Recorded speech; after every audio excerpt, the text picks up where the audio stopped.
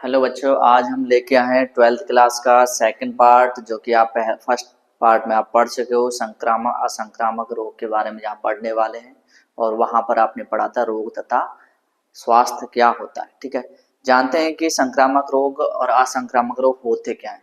सबसे पहले संक्रामक रोग है वे रोग जो प्रोटोजोआ के द्वारा, किसी विषाणु के द्वारा, किसी कवक के द्वारा, कृमियों के द्वारा फैलते हैं, संक्रामक रोग कहलाते हैं।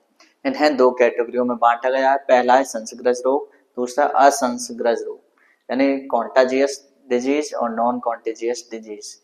यानी देखो, नाम से पता चल रहा है कांटेक्ट के आने से, किसी दूसरे व्यक्ति के संपर्क में, यानी कोई व्यक्ति जो कि रोग से ग्रसित है और वह उसके संपर्क में कोई सामान्य पुरुष या सामान्य महिला या सामान्य मनुष्य आता है तो उसको वह रोग हो जाता है। यानी डायरेक्ट शरीर के कांटेक्ट से फैलते हैं, जैसे दाद हुआ, खसरा हुआ, कुष्ठ रोग हुआ।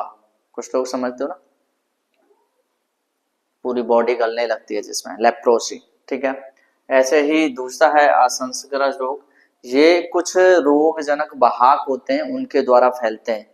ये एक दूसरे के संपर्क में से नहीं फैलते, परंतु जैसे यानी पानी आपका प्रदूषित है तो पानी के द्वारा फैलेंगे। ठीक है, और हवा, पानी, भोजन, यदि ये स्वच्छ नहीं है, इनमें कोई दिक्कत है, इनमें प्रदूषण है या कोई रोगजनक वाहक है जो रोग पैदा करते हैं बॉडी में, और उनको यदि आप खाते हो, पीते हो, ठीक है, या सांस के द्वारा अंदर लेते हो तो वहां आपको कुछ रोग हो जाते हैं, जिन्हें हम कहते हैं असंसर्गज रोग। ठीक है, जैसे प्लेग हुआ, हैजा हुआ, मलेरिया हुआ, एटीसी। जान लेते हैं कि असंक्रामक रोग क्या होते हैं। देखो, यहाँ पर ये इनके द्वारा फैल रहे थे, परंतु असंक्रामक रोग है ये एक दूसरे के संपर्क से नहीं फैलते। ये तो एक दूसरे के संपर्क से फैलने वाले हैं, परंतु असंक्रामक का मतलब है कि ये किसी कांटेक्ट से नहीं फैलते हैं। ठीक है, और रोगी तक ही सीमित रहते हैं। यानी किसी व्यक्ति को यह रोग हो गया, असंक्रामक रोग है, तो वह उसी में रहेंगे। जैसे कैंसर है, दमा है, मानसिक विकार है, बहुत सारे। तो इनको कुछ कैटेगरियों में बांटा गया है। असंक्रामक रोग को 7 प्रकार के भागों में विभाजित किया गया। ठीक है, पहला है क्षय कारक रोग, यानी ऐसे रोग जो कि किसी महत्वपूर्ण अंग के ठीक तरह से कार्य ना करने पर उत्पन्न होते हैं बॉडी में। जैसे मान लो आपकी शरीर है और आपके शरीर में कोई अंग है, यानी ऑर्गन, वो ढंग से कार्य ना करे, अपने प्रॉपर ढंग से कार्य ना करे, तो उसमें कुछ ना कुछ विकार आने लगते हैं। तो ऐसे रोग क्षय कारक रोग कहलाते हैं। जैसे मिर्गी हुआ या हृदय रोग हुआ। मिर्गी में क्या होता है कि मस्तिष्क पर असामान्य दबाव हो जाता है, जिसके कारण मिर्गी यानी असंतुलित हो जाता है हमारा माइंड। ऐसे हृदय हृदय में क्या होता है कि इसके किसी भाग के ठीक तरह से कार्य ना कर पाने के कारण यह रोग होता है। यानी हृदय है और हृदय का कोई भी पार्ट यदि ढंग से वर्क नहीं कर रहा तो उसमें हृदय रोग हो जाते हैं। उन्हीं को हम कहते हैं क्षय कारक रोग। दूसरा है अल्पता रोग। ये रोग पोषक तत्वों, खनिजों, विटामिन, हार्मोन्स आदि की कमी के कारण बॉडी में उत्पन्न होते हैं। अल्पता रोग है, यानी अल्पता का मतलब है कमी, डेफिशिएंसी। ठीक है, तो किसी विटामिन की कमी हो जाना, हार्मोन की कमी हो जाना, ठीक है, और पोषक तत्वों की कमी हो जाना, खनिज लवणों की कमी हो जाना। यदि उनकी कमी हो रही है बॉडी में तो उनके द्वारा उत्पन्न रोग अल्पता रोग कहलाते हैं। जैसे विटामिन की कमी से, विटामिन बी की कमी से क्या होता है, बेरी बेरी, तो बहुत सारे विटामिन है, उनके कमी से उत्पन्न रोग बॉडी में क्या कहलाते हैं, हमारे अल्पता रोग कहलाते हैं। जैसे मधुमेह, मधुमेह क्या है, यह एक हार्मोन की कमी के कारण होता है। यदि हमारी बॉडी में क्या होता है, लीवर में बीटा सेल होती है, बीटा सेल से क्या निकलता है, इंसुलिन सीक्रेट होता है। तो इंसुलिन जो हार्मोन है वो प्रॉपर नहीं सीक्रेट हो रहा, यानी उसकी कमी आ रही है बॉडी में, तो हमें मधुमेह रोग हो जाएगा। ठीक है, आजकल इस मधुमेह को क्या जानते हो आप, शुगर के नाम से भी जानते हो। ठीक है, आगे बढ़ते हैं। तीसरा टाइप है इसका प्रत्युर्जक रोग, यानी एलर्जीज। आपने देखा होगा बहुत सारे लोग हैं जिनको एलर्जी हो गई है, बहुत सारे चीजों से उनकी जो बॉडी है वो संवेदनशील हो गई है। ठीक है, तो इसका मतलब यह है कि जब शरीर किसी बाहरी पदार्थ के प्रति अत्यधिक संवेदनशील हो जाता है तो यह रोग उत्पन्न होने लगता है, यानी एलर्जीज हो जाती है। जैसे है फीवर, एग्जाम्पल में क्या है फीवर। बात कर लेते हैं कैंसर। कैंसर तो आप जानते हो कि कैंसर जब बॉडी में कहीं पर ऊतकों की अधिक मात्रा में वृद्धि हो जाती है तो वहां ऊतक क्या कर लेते हैं, एक गांठ बना लेते हैं, गुच्छा बना लेते हैं। तो वो धीरे धीरे उसमें इन्फ्लामेशन होता है, आगे चल के वो एक इन्फेक्शन के रूप में बाहर उभर के आता है और उसी को हम क्या कहते हैं, कैंसर कहते हैं। ठीक है। और पांचवा टाइप है इसका मानसिक विकार।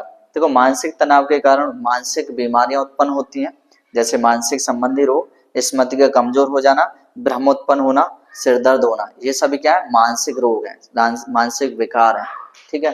तो कभी कभार देखने को मिलता है कि जो मस्तिष्क की गतिविधियां हैं वो ढंग से प्रॉपर ढंग से नहीं हो पाती हैं। तो होता क्या, उन्हीं की वजह से मानसिक विकार उत्पन्न होते हैं। बात करते हैं छठवां, वातावरणीय कारकों के कारण उत्पन्न रोग। जैसे गर्मी में पसीना अधिक आने की वजह से बॉडी में नमक कम हो जाता है। तो नमक क्या है, हमारी बॉडी में एक लवण है, और लवण हमारी बॉडी के लिए नमक आवश्यक है। क्यों? क्योंकि आपको सबको पता है नमक की यदि कमी आती है तो आपको थायराइड जो ग्रंथि है उसमें सूजन आ जाएगी। ठीक है। बात करते हैं बुरी आदतों के कारण उत्पन्न रोग।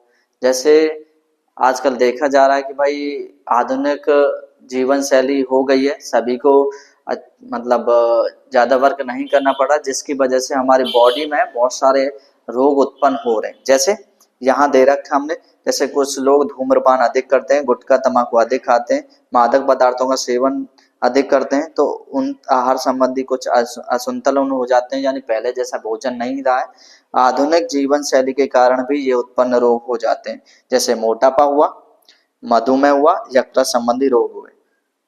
ठीक है। आपने देखा होगा कि आजकल के लोग जो फास्ट फूड वगैरह खाते हैं, चाउमीन, बर्गर, पेटीज, बाहर का खाना खाते हैं, तो क्या हो रहा है उससे, उससे आपके यकृत संबंधी बीमारियां हो रही हैं। जो लीवर है वो प्रॉपर ढंग से वर्क नहीं कर पाता है, उन चीजों को नहीं कह सकते हो आप। लीवर का जो बीटा सेल्स है या गल ब्लैडर होता है उसमें पित्ताश है, पित्तरस जो निकलता है वो कहाँ यूज होता है, पाचन तंत्र में, परंतु वह प्रॉपर वे में नहीं निकलेगा, लीवर उतना ढंग से कार्य नहीं करेगा, तो क्या होगा, आपके लीवर डैमेज होने की संभावना हो जाती है ऐसी चीजों को खाकर। ठीक है। यदि धूम्रपान, गुटखा, तंबाकू आदि खाओगे तो क्या होगा, उससे भी तो ये रोग होंगे।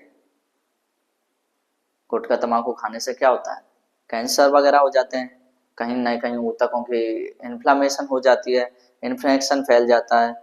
और आपके धूम्रपान अधिक करोगे तो फेफड़ों में वो जमने लगता है कार्बन, जिसकी वजह से फेफड़े क्या होता है, इम्बैलेंस हो जाते हैं, उनका वर्क जो है इम्बैलेंस हो जाता है, ढंग से प्रॉपर वर्क नहीं कर पाते हैं, श्वसन संबंधी समस्याएं हो जाती हैं, जैसे अस्थमा हो गया। ठीक है। अब देखो हमने यहाँ पर दो प्रकार के रोग पढ़े, संक्रामक, असंक्रामक रोग। ठीक है।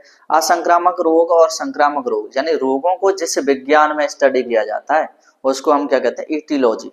क्या कहते हैं, ईटियोलॉजी, हैतिकी, क्या बोला जाता है उसे।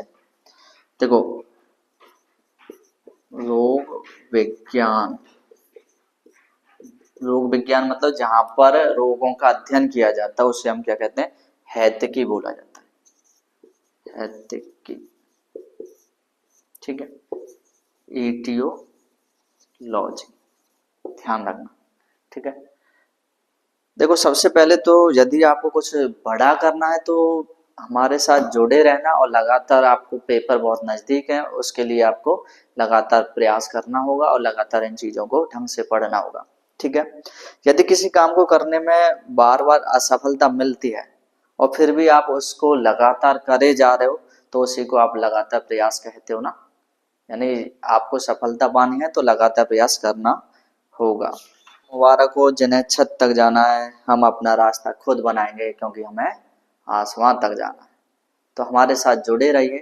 Thank you.